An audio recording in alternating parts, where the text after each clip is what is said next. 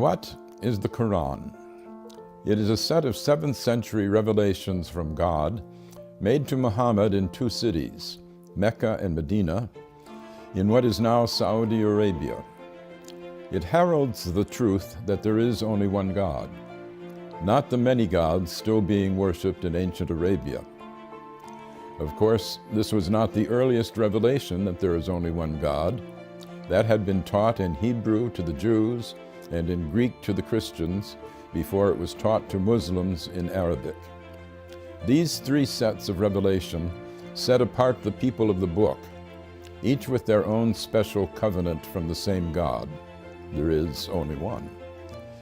We believers in one God are on the same team, as it were, and should protect one another's places of worship, listed in the Quran as monasteries, churches, synagogues, and mosques, where God's name is much invoked. The Quran does not confine God's action to the formal covenants of religion. God tells us that He sends messages to all men all the time, beginning with Adam, who repented his sin in the garden and became the first prophet.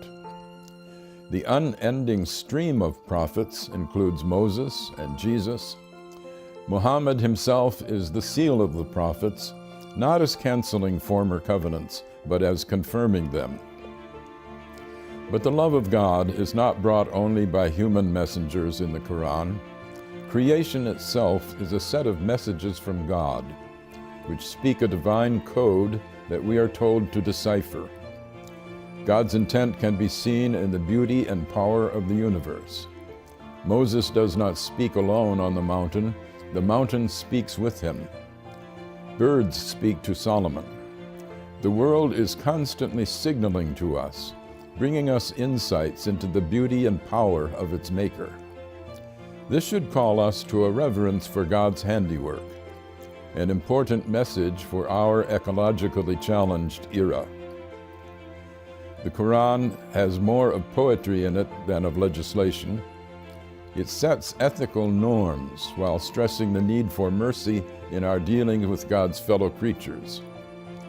Force is allowed only for self-defense and never as a way of spreading religion. Commercial dealings with fellow Muslims or with non-Muslims should be meticulously fair and never extortionate. The relations of the sexes were still polygamous in the 7th century, as among the ancient Hebrews and the original Mormons, but women are to be honored.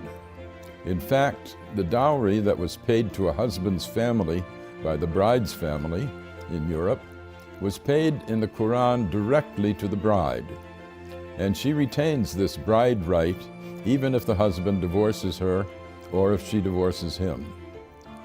This carved out an area of women's rights unparalleled in the 7th century. The Quran is a book of many levels and great depths.